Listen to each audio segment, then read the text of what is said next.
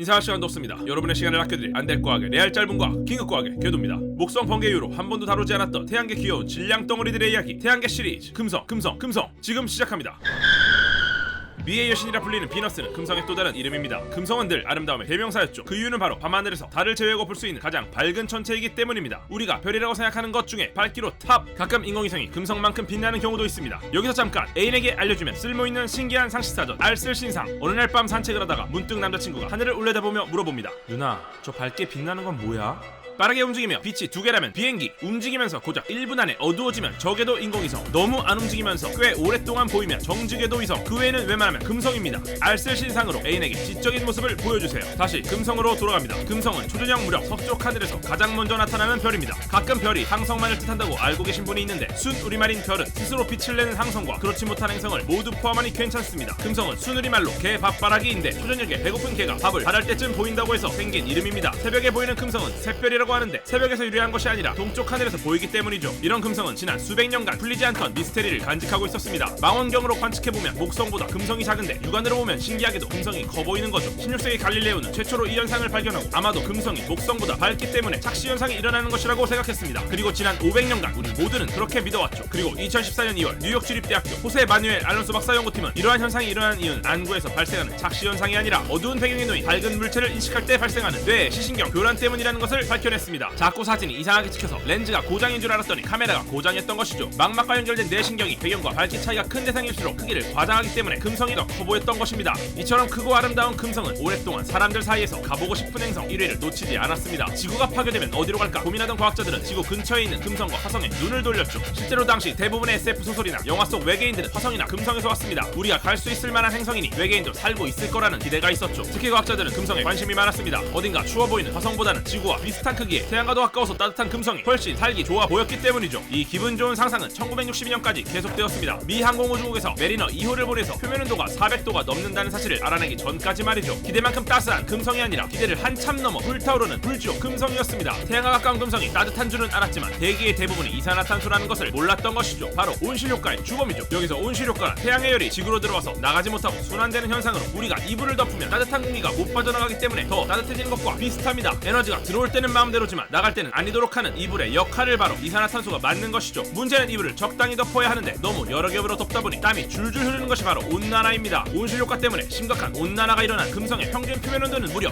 464도, 심지어 최고 온도는 500도에 달합니다. 지구의 90배인 대기압은 누구든 짜부라뜨리며 하늘에서는 황산비가 내리죠. 언젠가 지구의 인류도 섭씨 460도의 고온 속에서 황산비를 맞을 수도 있다. 영국의 천재물리학자 스티븐 호킹은 지구온난화를 경고하기 위해 금성을 예시로 들기도 했죠. 이렇게 혹독한 환경 때문에 인류의 금성 탐사는 눈물 없이 볼 수 없는 최루성 멜로였습니다. 무모한 도전은 미국이 먼저 시작했지만 이어서 소련이 참여하며 본격적으로 경쟁하게 되었죠. 차근차근 가보겠습니다. 금성 탐사의 개막을 알린 건 1960년 미국의 탐사선 파이오니어 5호였습니다. 하지만 중간에 임무가 태양궤도 진입으로 변경되었죠. 이어서 1961년 소련이 베네라 1호를 발사했으나 7일 만에 고장, 다음에 미국이 발사한 메리너 1호도 발사 후 293초 만에 오류가 나서 도시로 추락하다가 자폭. 하지만 드디어 메리너 2호는 금성 근처를 지나갑니다. 그리고 그때 보내온 충격적인 금성의 실태를 목격한 사람들은 경악하고 말았습니다. 행성 전체가 불지옥. 하지만 어떠한 난관도 금성 탐사를 향한 인류의 열정을 막을 수는 없었죠. 1965년 베네라 2호 역시 금성 근처에 도달했으나 통신 장비가 고장나서 실패. 베네라 3호는 드디어 금성을 향해 제대로 날아가서 다른 행성 표면에 착륙한 최초의 인공물체가 되는가 싶었으나 사실상 추락 바로 통신이 두절되었습니다. 1967년에는 베네라 4호가 금성 대기층으로 들어가서 다른 행성 대기를 관측한 최초의 인공물체가 되었고 뒤이어 미국의 메리너 5호가 금성 대기가 엄청나게 뜨겁고 압력이 높다는 것을 밝혀냅니다. 사실 메리너 5호는 화성 탐사선 메리너 4호가 실패했을 경우 다시 발사할 예비 탐사선이었으나 메리너 4호의 화성 탐사가 성공적으로 끝나면서 괜히 화성을 한 번 더 가는 대신에 금성으로 가게 되었죠. 소련은 베네라 4호가 최초로 금성 대기를 관측하긴 했지만 몇 차례 신호만 보낸 후에 통신이 두절됐던 것이 너무 민망하여 베네라 5호와 6호는 금성 근처에서 대기 탐사정을 투입한 형태로 방식을 바꿉니다. 그렇게 해서 베네라 4호는 53분, 5호는 51분을 대기 중에서 버텼죠. 용기를 얻은 소련은 결국 1970년 베네라 7호를 드디어 금성 표면에 최초로 제대로 착륙시킵니다. 외부 냉각 장치를 써서 23분을 버텼는데 표면에서 직접 측정한 온도는 465도, 대기압도 90기압으로 장난이 아니었죠. 예상은 하고 있었지만 표면에서 직접 측정한 결과를 지구로 보내온 것이라 눈으로 봐도 믿기지가 않았습니다. 베네라 8호는 금성대기를 통과하면서 고도에 따른 바람의 세기를 측정했는데 나름 1시간을 버텨냈죠. 미국도 예질세라 금성과 수성을 탐사하는 메리너 10호를 발사했고 최초로 스윙바이를 이용해서 두 행성을 탐사한 임무로 기록되어 있습니다. 무모한 도전은 계속되었죠. 베네라 9호와 10호는 금성 궤도를 도는 궤도선을 보내고 궤도선에서 착륙선을 내려서 금성에 진입했습니다. 9호는 53분, 10호는 65분을 버티며 한개 남은 카메라로 열심히 사진을 찍었죠. 오랜만에 등장한 미국의 파이어니어 12호는 금성 주변을 돌면서 무려 14년 동안 촬영한 자료를 보냈습니다. 그 와중에 지나가던 헨리해성도 슬쩍 찍었죠. 그리고 파이어니어 13호는 운반선에 대형 탐사정 1개와 소형 탐사정 3개를 싣고 가서 금성대기로 내려보냈습니다. 운반선은 1분 만에 신호가 끊겼지만 나머지 4개의 탐사정은 각자 1시간가량 버텼고 스키치 표면과 충돌 이후에도 소형 탐사정 1기는 살아남아 추가로 67분가량 정보를 보내왔습니다. 베네라 11호와 12호 역시 혹독한 환경 속에서 95분과 110분을 버텼지만 사진은 찍지 못했죠. 그러다가 1981년 역대급 존버 탐사선 베네라 13호 등판 무려 127분 동안 버티며 금성 표면의 칼라 이미지를 지구로 전송했습니다. 베네라 14호의 경우 가장 고화질 사진을 촬영한 탐사선이었죠. 다만 착륙 이후 자동으로 벗겨지는 카메라 덮개가 하필 토양 샘플을 채취하는 기계 옆에 떨어지는 바람에 금성 조사하러 가서 지구에서 온 카메라 덮개만 열심히 조사하고 57분 후 작동을 멈추었습니다. 베네라 15와 16호는 금성 표면에 착륙하는 대신에 주변을 돌면서 금성 사진을 찍어 국방부의 레이더 지도를 만들었죠. 그 과정에서 화산으로 추정되는 지역도 발견했습니다. 1989년 미국의 마젤란, 2005년 유럽의 비너스 익스프레스, 2010년 일본의 아카츠키까지 꾸준히 진행된 금성 탐사. 특히 아카츠키의 경우 발사 후 통신장애로 금성 궤도 진입에 실패했지만 5년간 칼을 갈며 기다린 끝에 다시 진입할 수 있는 기회가 왔고 보조 엔진을 이용해서 드디어 2015년 세계에서 4번째로 금성 궤도에 진입한 탐사선이 되었습니다. 그 외에도 수많은 탐사선이 출동했지만 혹독했던 환경 때문에 너무 힘들었던 고난의 세월. 일단 도착하긴 했지만 성공이라고 보기 어려울 정도로 짧았던 탐사 기간, 투입된 천문학적인 예산, 그 사이 죽어나간 과학자들까지 과연 이 모든 게 아무 의미가 없었을까요? 지구와 쌍둥이 행성이라고 불렸던 금성. 그래서 금성 표면에 외계인이 살고 있을지도 모른다고 생각했지만 그 기대는 점점 좌절로 바뀌었습니다. 하지만 과학자들은 이제 시선을 다른 곳으로 돌리기 시작했죠. 탐사선이 금성의 구름 속으로 들어갔을 때 탐사선에 달린 장치는 구름 속에 숨겨진 원자들을 발견했습니다. 특히 다양한 분자에 결합된 수소의 비율을 분석했더니 놀랍게도 아주 오래전 금성에는 바다가 있었다는 사실이 밝혀졌죠. 주변에 돌아다니는 사람들의 남녀 비율을 분석해봤더니 아, 여기는 군대였구나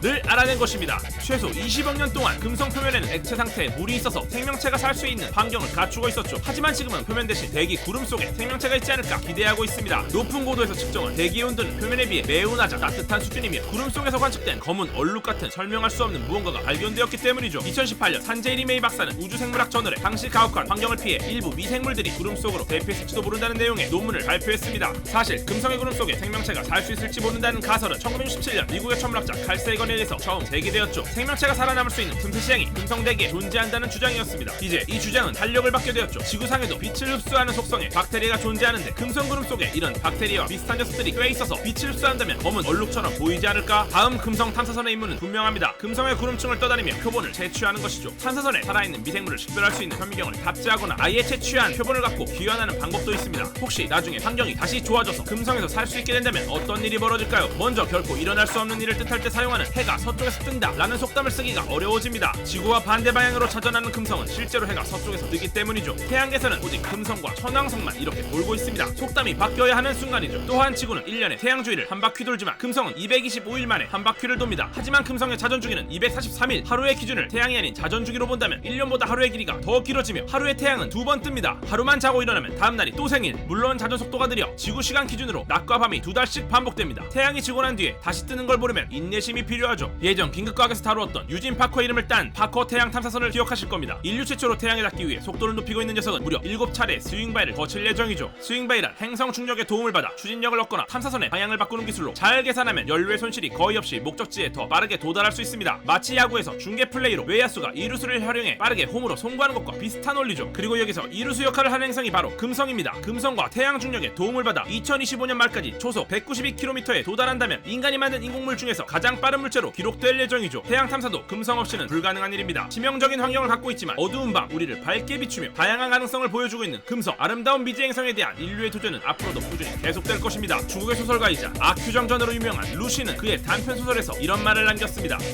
원래 땅 위에는 길이라는 것이 없었다. 한 사람이 걸어가고 걸어가는 사람이 많아지면 그 그곳이 곧 길이 되는 것이다. 너무도 닿기 힘든 금성 탐사의 숨가쁜 여정은 결코 쉽지 않지만 그곳을 향해 한 걸음씩 걸어가는 수많은 과학자들의 의지가 있기 때문에 인류를 위한 길이 될 수 있습니다. 광활한 우주 속 귀여운 이웃 행성들을 만나보는 태양계 시리즈. 초저녁에 연인과 피자를 먹고 나와 길거리를 산책하며 이렇게 말해주세요. 방금 먹은 피자가 나온 화덕과 저기 보이는 행성의 표면 온도는 같아. 일상에 늘 과학에 함께하길 소망하는 가장 핫한 과학 긴급과학의 궤도였습니다. 요번에도 보시고 도움이 되셨다면 아래 댓글 꼭 남겨주시고요. 그리고 구독 잊지 마시고 꾹 눌러주시기 바랍니다.